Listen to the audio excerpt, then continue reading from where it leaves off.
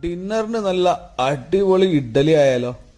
ഇഡ്ഡലിയിലേക്ക് ചമ്മന്തിയും സാമ്പാറും മുളക് ചട്നിയൊക്കെ അങ്ങോട്ട് ഒഴിച്ചിട്ട് നന്നായിട്ട് ആസ്വദിച്ച് അങ്ങോട്ട് കഴിച്ചു.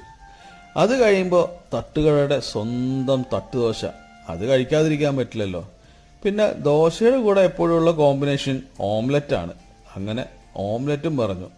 നല്ല സോഫ്റ്റ് ഓംലെറ്റ്, ഒട്ടും കട്ടിയില്ലാതെ, അതും നല്ല അടിപൊളി സാധനം.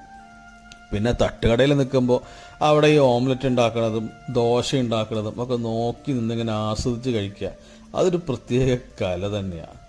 അത് കഴിയുമ്പോൾ കുടിക്കാനായിട്ട് നല്ല അടിപൊളി ചുക്ക് കാപ്പി കിട്ടും അവിടെ.